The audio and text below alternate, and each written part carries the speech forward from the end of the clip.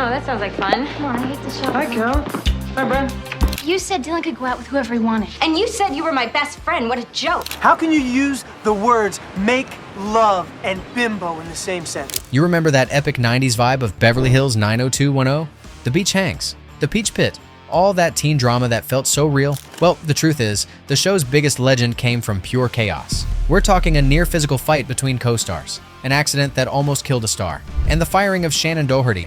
We're diving into 20 secrets and happy accidents that turned this teen soap into TV gold.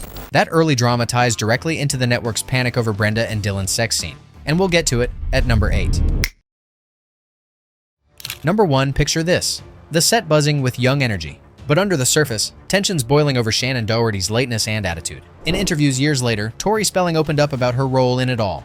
Shannon's diva moments were dragging everyone down, missed calls, showing up late. It wasn't just gossip, it was a real factor in Shannon's exit after season 4. Everybody's life and what they're going through and how they handle it or anything else, because we all stumble and we all make mistakes and we all have our own process. Fans adored Brenda Walsh's fiery spirit, but this off-screen betrayal added a layer of authenticity to the show's own rivalries. Remember how Kelly and Brenda clashed on screen? Turns out some of that heat came from real life. It's wild to think Tori playing Sweet Donna was part of the plot twist that reshaped the series. And yeah, it gets messier. Wait till you hear about the near fistfight that followed. But speaking of that bad blood exploding, let's talk about the time it almost turned physical between Jennie, Garth, and Shannen. The on-screen tension between Kelly Taylor and Brenda Walsh was gold for ratings. But off-camera, Jennie, Garth, and Shannen Doherty were heading for a showdown. The breaking point was a cast prank war. Jennie kicked off Pants Down Day, and Shannen fired back with Skirt Up Day, targeting Jennie directly because she knew she wore men's boxer shorts underneath. That's when everything exploded. Words turned into shouting, and things got so heated that Brian Austin Green and Ian Ziering rushed in to separate them before it became a real physical fight. Shannen later described Jennie as losing it, and Jennie admitted in her memoir that their personalities were like gasoline and a match. Brenda, how could you do that with him in public? Kelly, Michael, and I were just talking. Michael Miller is Brandon's opponent. I know that, so what? So I hope you didn't tell him anything. They both acknowledged the jealousy that fueled it. Shannon's earlier fame made Jennie feel overshadowed, which created a tension that leaked right into their performances. That's why the Brenda-Kelly-Dylan triangle felt so intense. Fans were unknowingly picking sides in a real rivalry. This feud never erupted, but it came close enough to shake up the set. Still, it added a spark that kept the drama burning. And one of those hits even closer to home with Jennie. Check out what Luke Perry did next. Number 3. Shooting a beach episode in season 2, the cast was out on the water for some fun 90s filler, but it turned into a nightmare real quick. Luke Perry, who insisted on driving his own jet ski, accidentally drove too close to a fishing line, causing Jennie Garth to get hit and her life jacket to snag. The real shock came when Luke circled back to help. In the chaos, he accidentally hit Jennie in the head, causing her to briefly lose consciousness. The crew freaked. Luke was devastated, blurting out, "I ran over you with a jet ski. I'm sorry," before rushing her off to the hospital. Huh? You want me to tell Brenda about us? There's nothing to tell her, okay?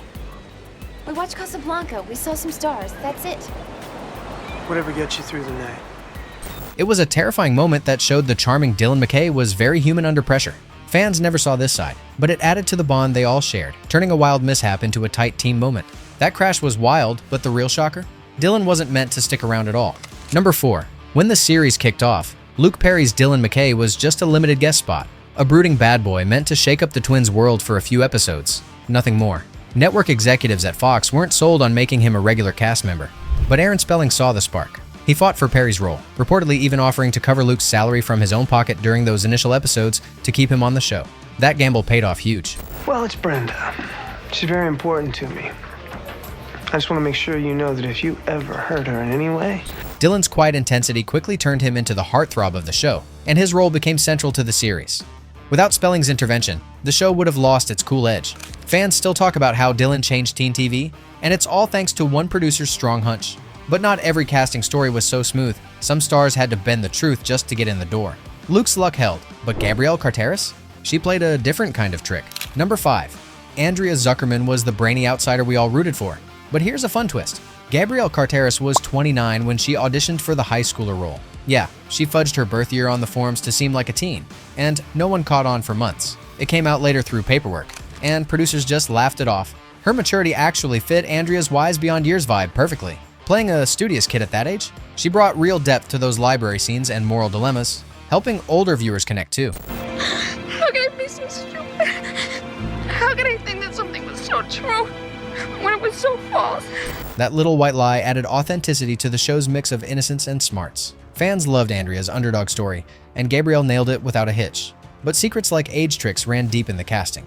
Take Tori Spelling's sneaky move next. Gabrielle pulled it off, but Tori had to hide even more to land her spot. Number 6. Tori Spelling grew up in Hollywood shadows as Aaron's kid, so when 90210 castings opened, she didn't want handouts.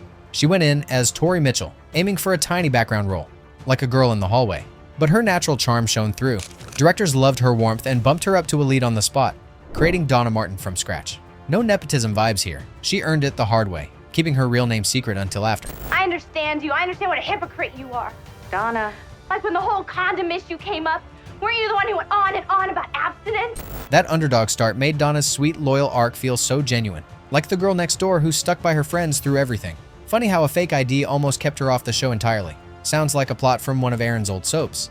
It ties back to the family drama we started with, showing how Tori navigated it all.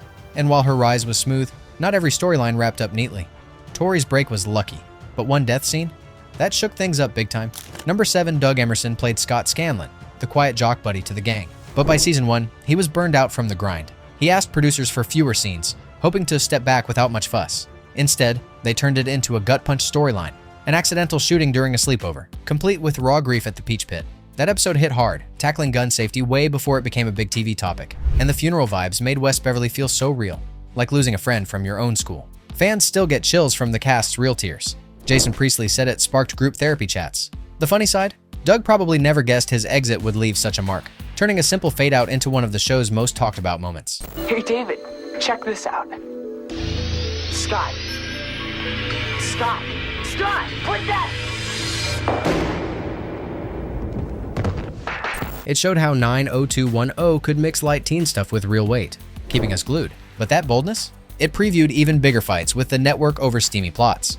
Speaking of boundaries pushed, the execs lost it over one romantic milestone. Number 8. The scene where Brenda and Dylan finally hook up was a fan favorite, but the Fox executives were terrified it would glamorize teen sex for the show's young audience, insisting that the episode must include a clear moral consequence for the characters. That pressure forced the writers to amp up the drama and focus on Brenda's confusion and guilt afterward. I just feel like we've crossed this imaginary line. Making the whole arc feel more like a real high school dilemma. This network intervention sparked the endless Team Brenda versus Team Kelly debates that still pop up in comments today. It's warm to think how that episode captured first love jitters, even if the network played parent. Without that network caution, the show might have been very different. From on-screen sparks to off-screen cheers, one rally cry wasn't as original as you think. Number 9. In season 4, Donna's suspension storyline exploded with fans chanting Donna Martin graduates at real events.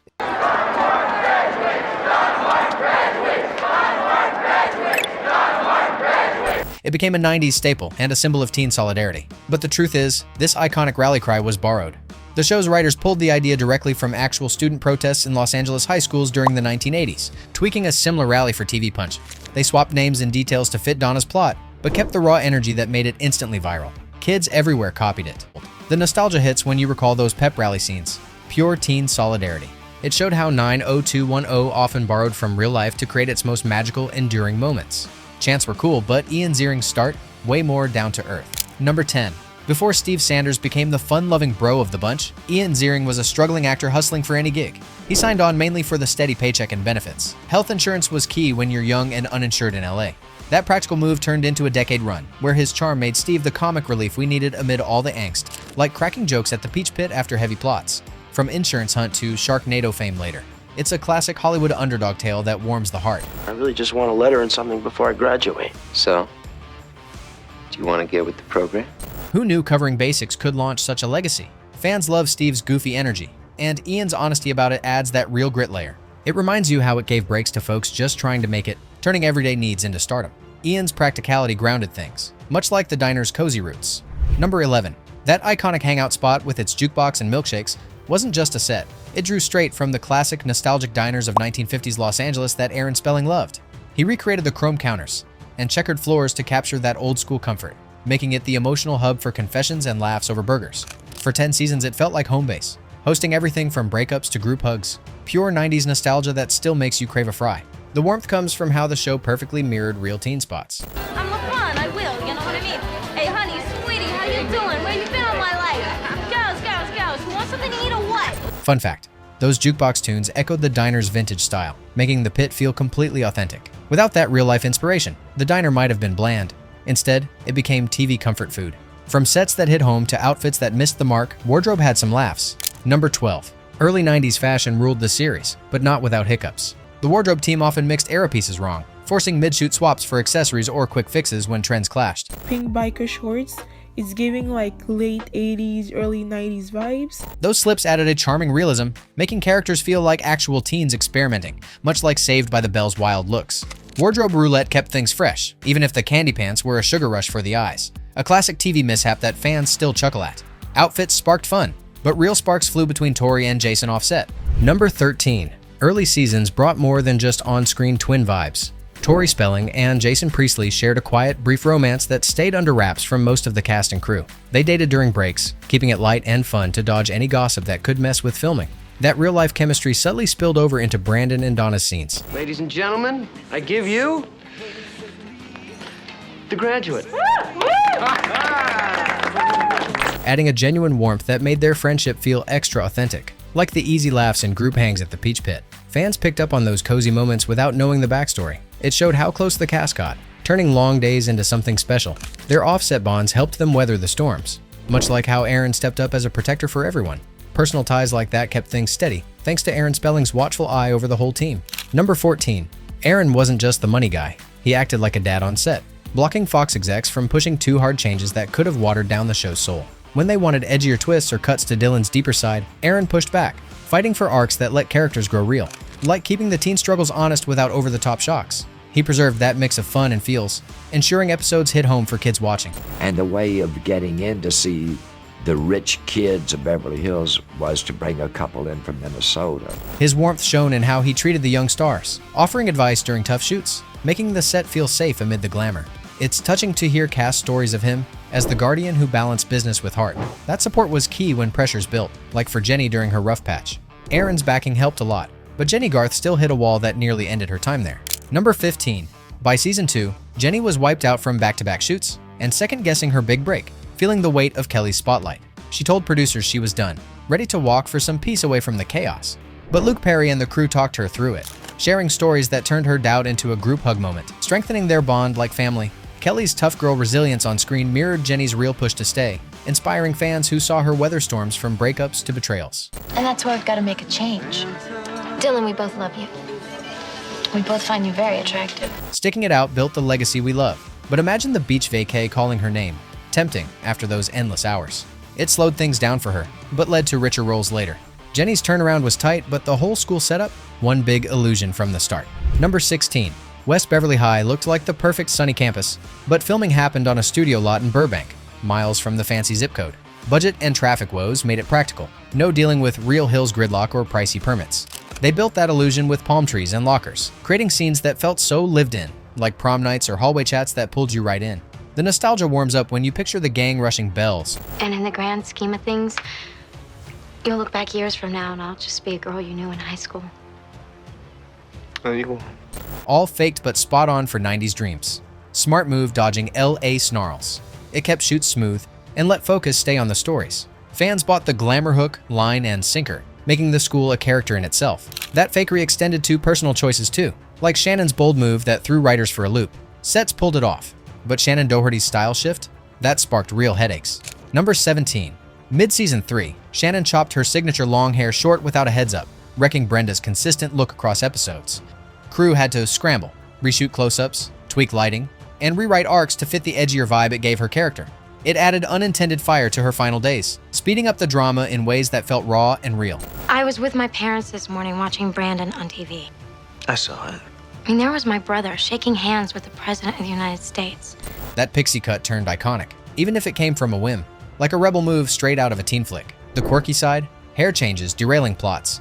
Sounds like something from a behind-the-scenes blooper reel. It deepened the show's messy charm, showing how one choice ripples out. Fans still debate if it fueled her exit, but it kept things fresh. Shannon's independence echoed in others, like Luke's firm stance against the machine. Her chop stirred things, but Luke Perry drew lines in bigger ways. Number 18. Fox saw Dylan's cool factor and pushed for a massive commercialization effort, linking him to merchandise and promotional brands that could have made a fortune. No selling out the brooding loner vibe that fans adored. He stuck to his guns for authenticity, earning huge respect as the anti-hero who lived the part.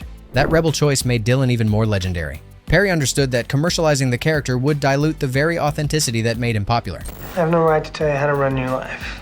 You're a smart young woman, and you'll do fine. Wouldn't miss it for the world. His refusal to chase the cash shaped his role forever, influencing how we saw teen icons back then. Luke's stand led to yeses elsewhere, building an empire by surprise. Number 19.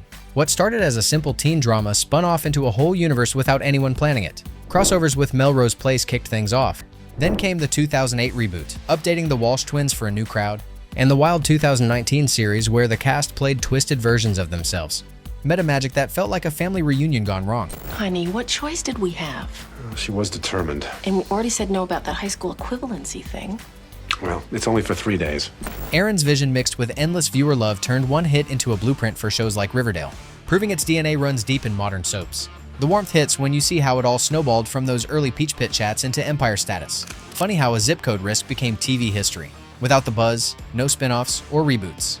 It kept the gang's spirit alive long after the credits rolled. That legacy grew big, but it came with real cost to the people who made it happen. Number 20. Long hours and sudden fame hit hard, with Jason Priestley and others later sharing how the pressure led to burnout and therapy sessions years down the line. Jennie talked about feeling lost in Kelly's shadow, while Shannon's exit left scars that lingered. But those tough spots forged unbreakable bonds, turning to raw pain into the heartfelt moments fans still cherish, like group hugs after heavy episodes. The nostalgia warms up knowing the series captured youth's real mess because the cast lived it every day. Gentle humor in it all, high school on screen felt like actual drama school, full of lessons no one signed up for. I don't know, everyone says he's trouble. Well, he can trouble me all he wants. It showed their grit, making the show feel even more like a shared memory. Which part of their journey sticks with you most? These ups and downs made the series what it is, timeless, because it was so real. If these secrets sparked your 90s feels, hit subscribe for more breakdowns.